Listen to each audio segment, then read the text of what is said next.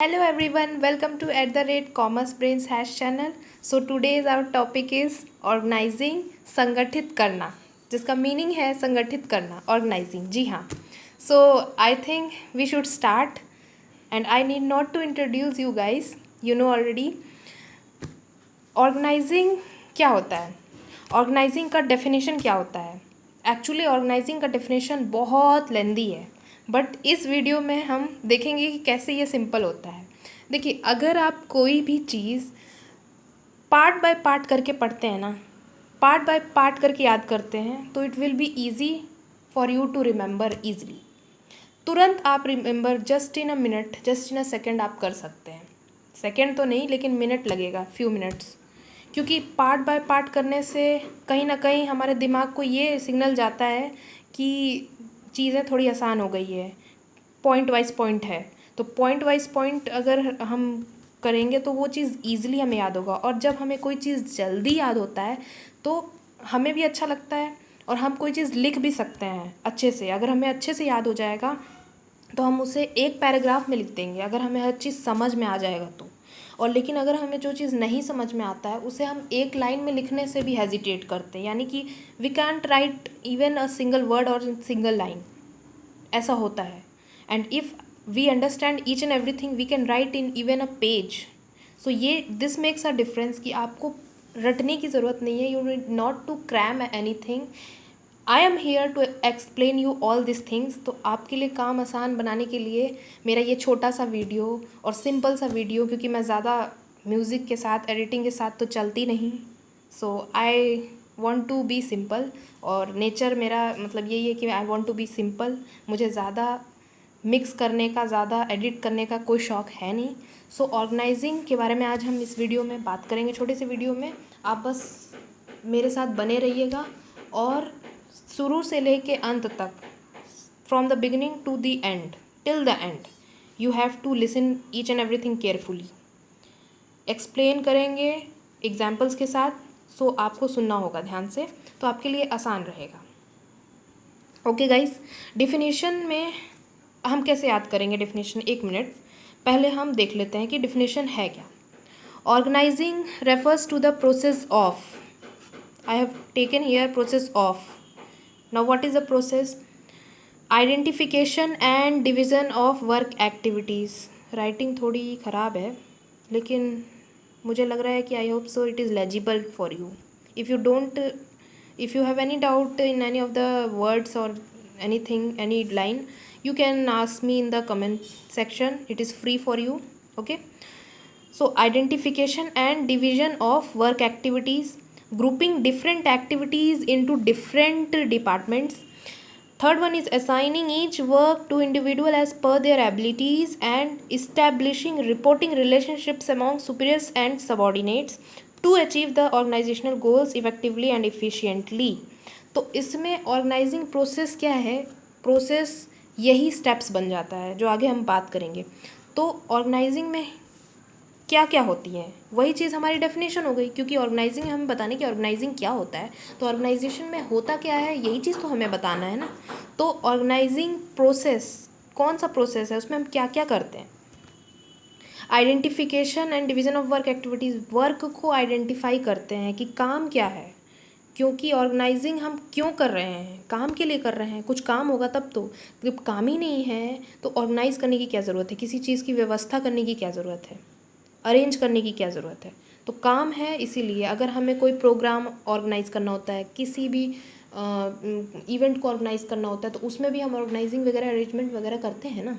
तो वही चीज़ है identification and division of work activities. पहले आइडेंटिफाई करिए कि वर्क क्या क्या है, कौन कौन से इंटेलेक्चुअल वर्क है, कौन कौन से फिज़िकल वर्क है, मेंटल वर्क है, ठीक है, ह्यूमन से रिलेटेड वर्क है.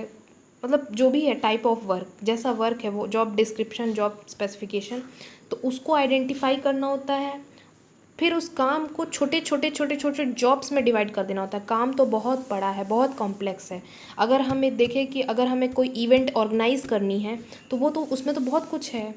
इवेंट कैसे चलाना है, कौन एंकरिंग करेंगे, सपोज़ कोई प्रोग्राम, एनुअल प्रोग्राम आपके स्कूल्स वगैरह में होते ही होंगे, तो उसमें वो तो पूरा काम जो है वो कॉम्प्लेक्स है, उसको सिंपल सिंपल पार्ट्स में डिवाइड कर दिया जाता होगा, और जो पर्सन जिस चीज़ के मतलब जिस चीज़ में एक्सपीरियंस गेन है उसको वो काम दे दिया जाता है, सबको वो काम अलॉट कर दिया जाता है। तो छोटे छोटे पार्ट में डिवाइड किया जाता है काम को आसान बनाने के लिए, वर्कलोड कम करने के लिए। अगर हम हर चीज़ को कॉम्प्लेक्सिटी पर्पस से देखते हैं तो हमको बहुत डिफ़िकल्ट लगता है, लेकिन हर चीज़ को हम बहुत सिंपल फॉर्म में कर देते हैं तो हमारे लिए बहुत ईजी वो चीज़ हो जाती है। सो सिंपली यहाँ पे identification of division of work activities का मतलब है कि कॉम्प्लेक्सिटी से सिंप्लिसिटी ऑफ वर्क करने का, यानी कि convert the complexity of work into simplicity. ठीक है। फिर grouping different activities into different departments, अलग अलग डिपार्टमेंट्स बनाए जाते हैं।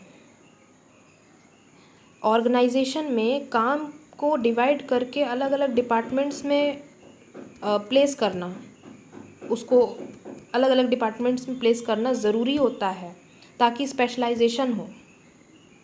स्पेशलाइजेशन मतलब उसमें एक्सपीरियंस गेन कर सके। अगर एक ही काम को, ढेर सारे काम को एक जगह पे करेंगे तो प्रॉब्लम आ जाएगी, कन्फ्यूजन आ जाएगा, डुप्लीकेशन हो जाएगा एक्टिविटीज़ का। बात समझ रहे हैं ना मैं क्या कहना चाह रही हूँ, कि एक जगह पे अगर कोई काम हो, अगर सपोज़ पढ़ाई करनी हो, तो पढ़ाई करनी है तो जहाँ पे शोर हो रहा है वहाँ पे पढ़ाई तो नहीं होगी, या और भी कहीं कोई जगह आप पढ़ाई करते होंगे तो आपका एक स्पेसिफिक कमरा होता होगा, एक रूम होता होगा, उसमें बैठ के आप पढ़ाई करते होंगे। ऐसा तो नहीं कि डाइनिंग हॉल में या फिर जहाँ लोग बात कर रहे हैं और भी अदर एक्टिविटीज़ हो रही हैं वहीं पे काम हो। देखिए अदर एक्टिविटीज़ भी होती है, तो अगर हमें खाना बनाना है तो खाना हम किचन में बनाते हैं, उसके लिए किचन है। ऐसा तो नहीं है कि हम पढ़ाई वाले रूम में या हम बेडरूम में आके खाना बनाते हैं, ऐसा तो नहीं होता। सोना है तो हम अपने बेडरूम में सोते हैं, ठीक है। हमें पढ़ाई करनी है तो हमारे लिए एक स्टडी रूम, वही बेडरूम हो गया या स्टडी रूम, अलग से होता है। तो हर जगह हर काम को करने की अपनी अपनी प्लेस होती है, जगह होती है। तो उसी तरह से ऑर्गेनाइजेशन में काम, हर काम को, अलग अलग काम को करने के लिए अलग अलग डिपार्टमेंट्स होंगे। डिपार्टमेंट्स बनाना बहुत ज़रूरी है, ग्रुपिंग करनी बहुत ज़रूरी है एक्टिविटीज़ की, ताकि हर काम को प्रॉपर अटेंशन दिया जा सके अंडर एक्सपर्ट। ठीक है। तो इसलिए डिपार्टमेंटेशन होता है। Then assigning each work to individual as per their abilities, उनके काम को लोगों के हिसाब से एलोकेट करना। सिर्फ काम को डिपार्टमेंट्स में ग्रुप कर देने से काम नहीं चलता है, वर्क को, ड्यूटी उसको असाइन करना भी पड़ता है कि भैया ये काम है, ये आपका काम है, फाइनेंस वाला काम आप संभालो, प्रोडक्शन वाला काम आप संभालो, मार्केटिंग वाला आप संभालो, ह्यूमन रिसोर्स वाला आप संभालिए, रिसर्च वाला आप संभालिए। तो इस तरह से अलग अलग काम को करने के लिए अलग अलग लोगों को अपॉइंट कर दिया जाता है, असाइन कर दिया जाता है ड्यूटीज़, और उन्हीं लोगों को किया जाता है जिनको उस फील्ड में नॉलेज है, स्किल है, एबिलिटी है। ऐसा नहीं है कि किसी को भी दे दिए, गलत सलत लोगों को अपॉइंट कर देने से, काम दे देने से काम अच्छे से नहीं हो पाता है। तो काम उसी को मिलेगा जो उसको करने के काबिल हो। ठीक है। साइंटिफिक सिलेक्शन के थ्रू एक प्रिंसिपल है F.W. टेलर का, उसमें आपने अच्छे से देखा होगा कि कैपेबिलिटीज़ के हिसाब से उसको सेलेक्ट करना इंडिविजुअल्स को, और उसके बाद उसको असाइन करना, टास्क असाइन करना है उसके एबिलिटीज़ के हिसाब से। तो ये ज़रूरी है। अब घर में किसी को खाना बनाने आता है तो खाना बनाने का काम मिलता है, ऐसा नहीं है कि उसको पढ़ने का काम मिल जाएगा, या पढ़ने वाले को खाना बनाने का, या सफाई वाला काम किसी और को। ऐसा नहीं होगा, जिसको जो आता है उसको वही काम मिलेगा, और वही काम करने में भी वो खुश रहेगा, इंटरेस्ट उसको रहेगा, क्योंकि जिस काम में इंटरेस्ट है वो वही काम करेगा और बेहतर तरीके से कर पाएगा। तो इसलिए assigning each work to individual as per their abilities. Then establishing reporting relationships. अब काम तो अलॉट कर दिए ऑर्गेनाइजेशन में, हम यहाँ घर की बात नहीं कर रहे हैं, या फिर हम घर की भी बात कर लेंगे। तो रिपोर्टिंग रिलेशनशिप, रिपोर्टिंग रिलेशन मतलब किसको किसके लिए रिपोर्ट करना है, किसको कहाँ जाना है, किससे बात करनी है। फॉर्मल रिलेशंस उसको बोलते हैं establishing reporting relationships among superiors and subordinate. कौन किसका सुपीरियर है, कौन किसका सबॉर्डिनेट है, कैसे पता चलेगा जब तक हम रिपोर्टिंग रिलेशनशिप नहीं इस्टेब्लिश करेंगे। वो एक ऑर्गेनाइजेशनल चैट प्रिपेयर किया जाता है और उसे हम जो है प्लेस करते हैं ऑर्गेनाइजेशन में, और उसी ऑर्गेनाइजेशन चार्ट को देख के हर कोई को सुपीरियर सबॉर्डिनेट होने की के बारे में मतलब फीलिंग आती है। कल को अगर किसी से झगड़ा हो जाता है तो ये पता होना चाहिए कि कौन मेरा सुपीरियर है, कौन मेरा सबॉर्डिनेट है, किससे हमें तमीज़ से बात करनी है, किससे हमें अच्छे से बात करना है।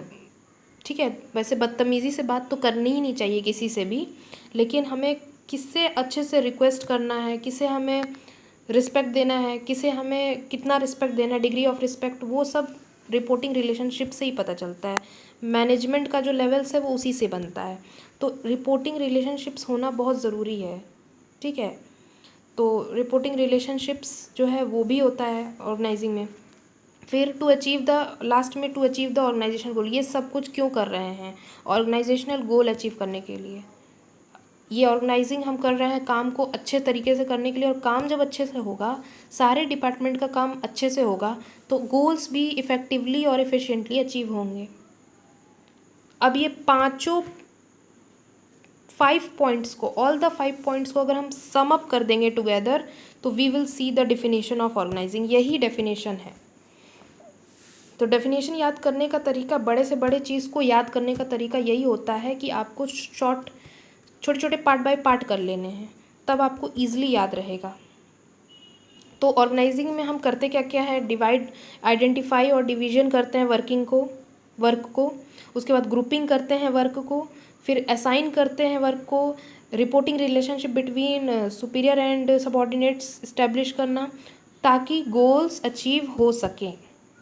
Identification and division of work activities, grouping different activities into different departments, assigning each work to individual as per their abilities, and establishing reporting relationships among superiors and subordinates to achieve the organizational goals effectively and efficiently। ये अब आसान पड़ेगा, मुझे भी आसान पड़ा था इसी तरीके से याद करने में, आपको भी पड़ेगा, बिल्कुल ज़रूर, ऑफ कोर्स पड़ेगा। और जब आप इसे याद कर लेंगे तो आप इसे एक पैराग्राफ में, एक लाइन में लिख सकते हैं।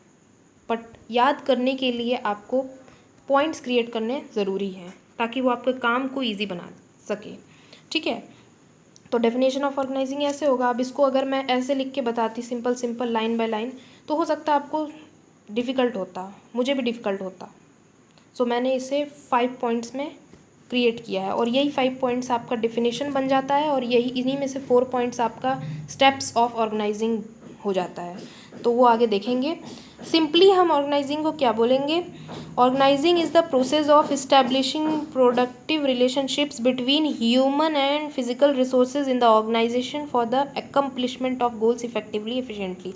सिंपली अगर हम बोले तो ऑर्गेनाइजिंग मतलब ह्यूमन और फिज़िकल रिसोर्सेज के बीच में तालमेल बैठाना, कोऑर्डिनेशन करना, प्रोडक्टिव रिलेशनशिप्स इस्टेब्लिश करना, उसको बोलते हैं ऑर्गेनाइजिंग। क्योंकि काम को करने के लिए, व्यवस्था करने के लिए आपको सामान की ज़रूरत होती है और लोग की ज़रूरत होती है। सामान चाहिए, सामान के हेल्प से ही सब चीज़ें, सारे रिसोर्सेज, फिज़िकल रिसोर्सेज के हेल्प से हम प्रोडक्शन करेंगे, और प्रोडक्शन करने के लिए, उस सामान को यूटिलाइज़ करने के लिए लोग होने चाहिए। तो ह्यूमन रहेंगे और रिसोर्सेज, फिजिकल रिसोर्सेज और ह्यूमन रिसोर्सेज दोनों रहेंगे, तभी प्रोडक्टिव रिलेशनशिप बनेगा प्रोडक्शन पर्पस के लिए। क्योंकि रिसोर्सेज खुद पे खुद तो नहीं बनेंगे, खुद से तो नहीं चलेंगे, तो उसको चलाने वाला, उसको यूटिलाइज़ करने वाला ह्यूमन होना चाहिए। इतना तो आपको अच्छे से पहले से ही पता होगा, but for your clarity I have told. तो ऑर्गेनाइजिंग एक प्रोसेस है प्रोडक्टिव रिलेशनशिप इस्टेब्लिश करने का between human and physical resources in the organisation में for the accomplishment of goals और गोल्स को इफेक्टिवली इफिशिएंटली अचीव करने के लिए, अकम्प्लिश करने के लिए फिजिकल और ह्यूमन रिसोर्सेज के बीच में तालमेल बैठाना, प्रोडक्टिव रिलेशनशिप्स। क्यों? प्रोडक्टिव रिलेशन के पर्पज़ से। ह्यूमन और फिजिकल रिसोर्सेज बात करने के लिए सोशल पर्पज़ से नहीं आते, प्रोडक्टिव रिलेशनशिप, प्रोडक्शन के लिए। क्योंकि ऑर्गेनाइजिंग का जो काम है वो ज़्यादातर प्रोडक्शन डिपार्टमेंट में आप देखेंगे, अरेंजमेंट करना और फिर उसको, उसके हेल्प से प्रोडक्शन करना। वैसे तो ऑर्गेनाइजिंग हर जगह होती है, अरेंजमेंट हर चीज़ का होता है। ठीक है, तो वही चीज़ हो गया ऑर्गेनाइजिंग का मीनिंग, सिंपल मीनिंग। और डेफिनेशन ये रहा, डेफिनेशन आप इस तरह लिखेंगे। Then next come to process, कहाँ चला गया यार, process steps involve in organising, क्या प्रोसेस है, क्या स्टेप्स है। तो डेफिनेशन में हमने देख लिया, लेकिन इसको हम शॉर्ट फॉर्म में देखेंगे। छोटे छोटे पॉइंट्स में लिखे हैं, बट मेरे को रटवाने का, क्रैमिंग करवाने का कोई इरादा नहीं है। रटने का तो मेरे को खुद शौक़ नहीं है, मैं खुद पसंद नहीं करती। मैं जो भी पढ़ती हूँ समझ के पढ़ती हूँ। अगर चीज़ें समझ में आ जाती हैं तो मैं उसे बेहतर तरीके से लिख सकती हूँ, आप भी लिख सकते हैं। और चीज़ें नहीं समझ में आती है तो इवन बुक का भी लाइन लिखते नहीं बनता, 2-3 लाइन। तो इसलिए समझना ज़रूरी है। बेसिकली समझ लीजिए, क्योंकि आपको जब ये 4 पॉइंट समझ में आ जाएगा तो आप लिख लेंगे। आई होप सो आप अच्छे से लिख लेंगे। सो इसलिए रटना नहीं है, क्रैमिंग नहीं करनी है। इतने बड़े बड़े बुक्स, इतने मोटे मोटे बुक्स कहाँ से आप रटेंगे, कितना रटेंगे, कितना याद ही रहेगा आपको। सो इसलिए समझना ज़रूरी है। Book can always guide you, but उसका मतलब ये नहीं है कि आप उसके चीज़ों को कॉपी डाउन करें बिना समझे, बिना जाने। Guiding in the right manner, ठीक है। तो बुक का इस्तेमाल अगर सही तरीके से की जाए तो अच्छी बात है, नहीं तो क्रैमिंग करने वाले बहुत से लोग हो जाते हैं और समझ नहीं आता है। सो सक्सेस तभी आएगा जब आप अंडरस्टैंड करेंगे अच्छे से। स्कोरिंग आपकी तभी होगी अच्छी, क्योंकि मैंने खुद भी, जब मैं अंडरस्टैंड हर चीज़ अच्छे से समझ लेती थी तो मैं अच्छे से अच्छे पॉइंट्स बुक से भी अच्छा एक्सप्लेन कर लेती थी। एंड मेरे टीचर्स मुझे उसमें मार्क्स काटते नहीं थे, जबकि और अच्छा कहते थे मेरे आंसर्स को। सो बिजनेस में I was the expert in the class 12th। सो ये कुछ है, बट हमको अपने बारे में नहीं बताना चाहिए।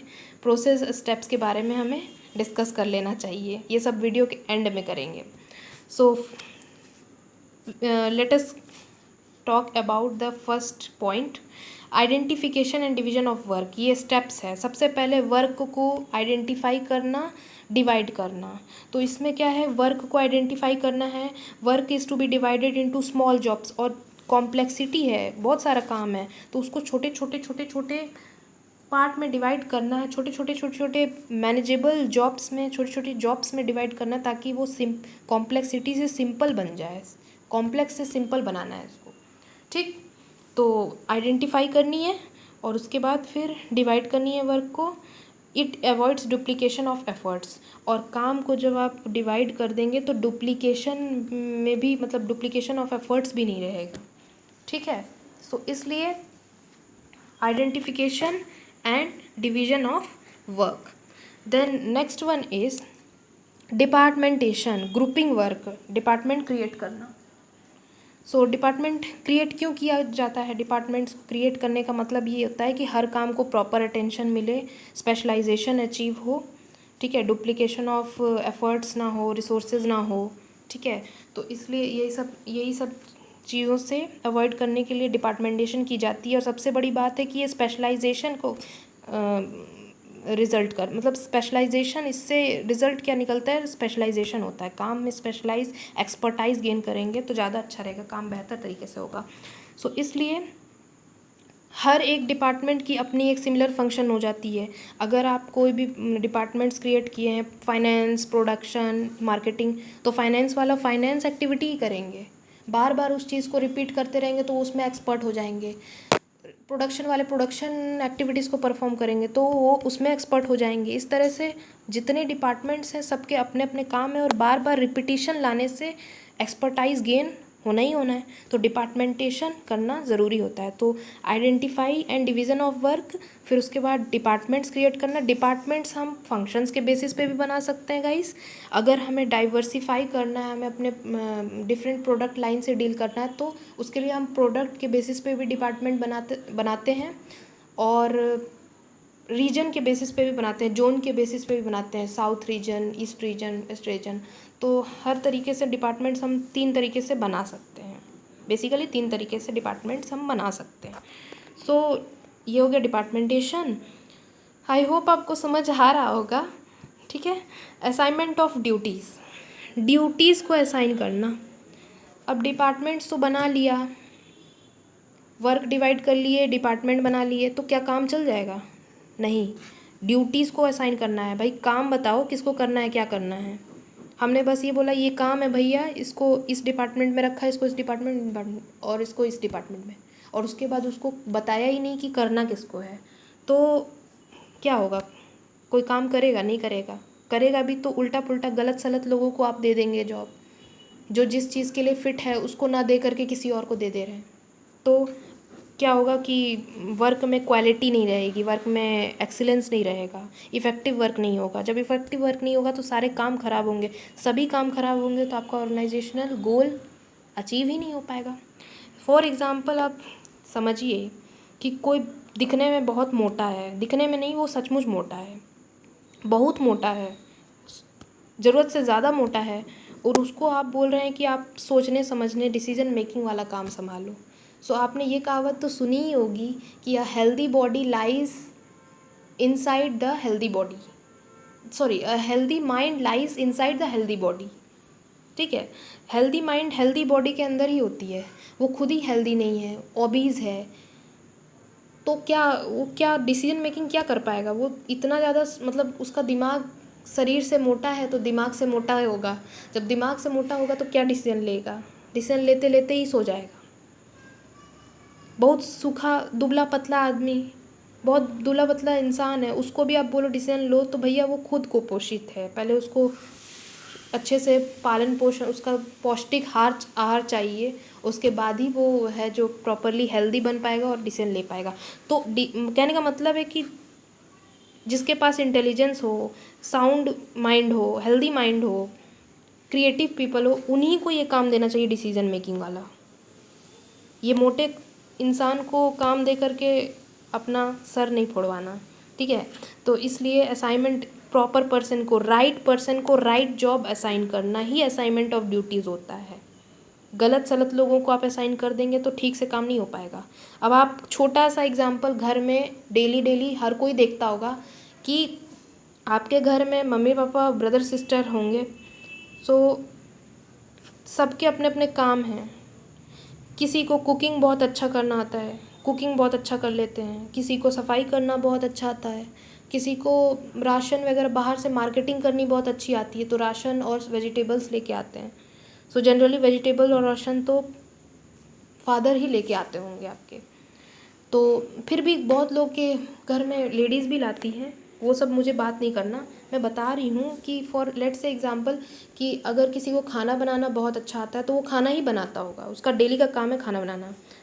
बहुत कम चांस में आप देखेंगे कि वो खाना मतलब बना के सफाई कर रहा है या सफाई वाला खाना बना रहा है, जब वो पर्सन अवेलेबल ना हो या फिर बीमार पड़ जाए, किसी कारण उनकी हेल्थ ख़राब हो जाए, तो कभी कभी टेकअप करना पड़ता है। घर में परिवार है तो करना ही पड़ेगा, लेकिन जनरली जिसका जो काम है वो वही करेगा।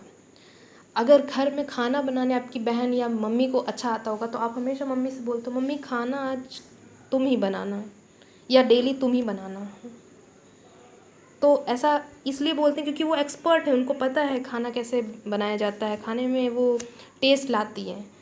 अगर उनको छोड़ के कोई और बना ले तो आपको समझ में आ जाता है कि गड़बड़ हो गई है, खाना अच्छा नहीं बन पाता तो आप उसे डिसलाइक करते हैं। सो इसलिए जिसका जो काम है वही, अब सफाई करने का जिसका जो सफाई अच्छे से कर लेता है, इतना अच्छे से चमका देता है एकदम, फ्लोर वगैरह क्लीन करना, क्लोथ्स वगैरह वॉश करना बहुत अच्छे से स्मूथली, तो उनको आप सफाई वाला ही काम करवाना पसंद करोगे। तो उसी तरीके से ऑर्गेनाइजेशन में भी जो जिस फील्ड में एक्सपर्ट है उसको वही काम मिलना चाहिए। ठीक है, proper match between nature of job, कैसा काम है और कैसे करने वाले लोग हैं, दोनों के बीच में मैचिंग करना बहुत ज़रूरी है, तालमेल बैठाना बहुत ज़रूरी है। तो ये होता है असाइनमेंट ऑफ ड्यूटीज़ को प्रॉपरली असाइन करना है, प्रॉपर असाइनमेंट ऑफ ड्यूटीज़, ताकि इफ़ेक्टिव परफॉर्मेंस हो, क्वालिटी परफॉर्मेंस हो और एक्सीलेंस हो। ठीक है, गलत सलत लोग अगर अपॉइंट हो जाते, गलत सलत लोगों को काम एलोकेट कर लेते हैं तो उससे क्या होता है, काम अच्छे से नहीं हो पाता। खाना बनाने वाले को सफाई का काम दे देंगे, सफाई करने वाले को खाना बनाने का, तो ना ही खाना बन पाएगा सही से, ना ही सफाई हो पाएगी। तो काम को इफ़ेक्टिव, हर एक काम को इफ़ेक्टिव करने के लिए, क्वालिटी लाने के लिए प्रॉपर असाइनमेंट होना ज़रूरी है। जो जिस काम के लिए आया है उसको वही काम मिलना चाहिए। फाइनेंस वाले मैनेजर को मार्केटिंग का काम, मार्केटिंग वाला मैनेजर को फाइनेंस वाला काम नहीं देना चाहिए। मार्केटिंग का मैनेजर, मार्केटिंग को पता है कि मार्केटिंग कैसे की जाती है, क्या क्या मार्केटिंग में क्या क्या एलिमेंट्स हैं, कैसे लेटेस्ट ट्रेंड को फॉरकास्ट किया जाता है, मार्केटिंग इन्फॉर्मेशन कलेक्ट किया जाता है, ये सब कुछ उनको पता है तो उनको वही काम देना चाहिए। फाइनेंस से रिलेटेड वर्क दे देंगे तो कर ही नहीं पाएंगे। सो जिस काम में इंटरेस्ट हो उसको वही काम एलोकेट करना चाहिए। आई होप सो आपको समझ में आ गया होगा। इस्टेब्लिशिंग रिपोर्टिंग रिलेशनशिप्स, ये तो वही बात है, रिपोर्टिंग रिलेशनशिप इस्टेब्लिश करना, यानी कि सुपीरियर और सबॉर्डिनेट के बीच में रिलेशनशिप इस्टेब्लिश करना। घर में ये मेरे से बड़े हैं, ये मेरे से छोटे हैं, ये बड़े भैया हैं, ये छोटे भैया हैं, ये मम्मी है, ये पापा है, ये रिलेशनशिप है ना। मैं ये नहीं कहती कि ऑर्गेनाइजेशनल चार्ट है, लेकिन घर में आपके फैमिली फ़ोटोज़ हैं जिसको देख के हमेशा याद आती है, अरे ये हमारे ये हैं, ये हमारे वो, ये हमारे बड़े भैया हैं, ये हमारे छोटे भैया हैं, ये हमारे मम्मी है, ये हमारे पापा, एक रिलेशनशिप बना हुआ है। उसी तरह ऑर्गेनाइजेशन में वो तो इनफॉर्मल हो गया, चलिए, तो उसके लिए ज़रूरत नहीं है ऑर्गेनाइजेशन चार्ट और फैमिली चार्ट की ज़रूरत नहीं है। लेकिन ऑर्गेनाइजेशन में काम करवाना है ना, ऑफिशियल वर्क है, तो उसमें हर तरह के लोग आ रहे हैं जिसको हम जानते भी हैं नहीं भी जानते हैं, किस तरह के किस बैकग्राउंड से हैं। तो एक रिपोर्टिंग रिलेशनशिप इस्टेब्लिश करना बहुत ज़रूरी है ताकि उन्हें याद रहे कि कौन हमारा सुपीरियर है, कौन हमारा सबॉर्डिनेट है, किससे ऑर्डर लेना है और किसको अकाउंटेबल होना है। ये नहीं कि किसी का भी इन्फॉर्मेशन किसी को दे रहे हैं, किसी से भी बोले जा रहे हैं, किसी से भी कुछ भी अपने सुपीरियर को रिस्पेक्ट नहीं कर रहे हैं। तो इसलिए रिपोर्टिंग रिलेशनशिप बना दी जाती है ताकि ये पता रहे कि कौन किसका सुपीरियर है, कौन किसका सबॉर्डिनेट है। कल को ऑर्गेनाइजेशन में लड़ाई हो जाती है, कॉन्फ्लिक्ट हो जाता है और बहस होने के चक्कर में एम्प्लॉयज़ जो है वो पीट जाते हैं, बहुत कस के पीट देता है। तो पीटने के बाद, देखो पीटना अच्छी बात नहीं है, लेकिन बहुत भयंकर हो गई लड़ाई, तो अब ये चले गए सीधे CEO सर के पास, चीफ एग्जीक्यूटिव ऑफिसर बोला, भैया तुम्हारे काम को डील करने का मेरे पास समय कहाँ है, मेरे को तो बहुत सारा काम है, तुम्हारे लिए ग्रीवेंस डिपार्टमेंट या कोई तुम्हारा सबॉर्डिनेट सुपीरियर नहीं है। वो बोलेगा कौन सुपीरियर, कैसा सुपीरियर, हमें तो नहीं पता कि कौन सुपीरियर है। तब उस केस में उनको पता चलेगा, रिपोर्टिंग रिलेशनशिप दिखाएंगे कि ये देखो ये तुम्हारा सुपीरियर है, तुमको ये ऑर्गेनाइजेशन चार्ट दिख रहा है, ये रिपोर्टिंग रिलेशनशिप का चार्ट है, अगर तुम नहीं जानते हो तो ये देख लो, आइंदा मेरे पास नहीं आना, ये काम उस पर्सन को अलोकेटेड है, मतलब वही काम ये करेगा, वो तुम्हारा सुपीरियर है, तुम उसको रिस्पेक्ट करो। तब वो जानेंगे कि ये हमारा सुपीरियर सबॉर्डिनेट है, हमें इनके पास जाना है, इनसे ऑर्डर लेना है। अब कभी कभी सुपीरियर से लड़ाई हो गई, बॉस से लड़ाई हो गई, रिपोर्टिंग रिलेशनशिप यहाँ पे भी काम आता है। बॉस से लड़ाई हो गई, तू मैं हो गई, अब एम्प्लॉय उल्टा ऑर्डर दे रहा है बॉस को कि तुम करो, मैं नहीं करूँगा, मैं बैठ के आराम करूँगा, तुम काम करोगे। बॉस बोला ये क्या तमीज़ है भाई, तुम यहाँ काम करने के लिए बैठे हो, तुमको इतना रिस्पेक्ट नहीं है हमारे लिए, मैं सुपीरियर हूँ तुम्हारा, आई एम द सुपीरियर, तुम्हारी हिम्मत कैसे हुई इस तरीके से बोलने की। वो बोला कि ऐसा कौन सा सुपीरियर है, कहाँ है, ज़रा दिखाओ तो हमें खोल के, कहाँ किस किताब में लिखा है, कहाँ लिखा हुआ है कि तुम मेरे सुपीरियर हो, क्या रिलेशनशिप कहाँ सौदा किया था। तो उसको तुरंत रिपोर्टिंग रिलेशनशिप दिखा देते हैं, ये देखो यहाँ पे सीधे लिखा हुआ है कि यू आर अंडर मी, तो आपको मेरे से ऑर्डर लेना, ना कि आपको मेरे को ऑर्डर देना है। एक सुपीरियर को सबॉर्डिनेट से ऑर्डर लेने की ज़रूरत नहीं है, ऑर्डर देने की ज़रूरत है, डेलीगेशन करने की ज़रूरत है। तब वो बोलेगा माफ़ कर दो भाई, हम नहीं समझ पाए थे। सो रिपोर्टिंग रिलेशनशिप रहेगा तभी तो बोल पाएगा, नहीं रहेगा तो उसकी इज्जत कौन करेगा। सो इसलिए ये बात ध्यान में रखना है, ओके।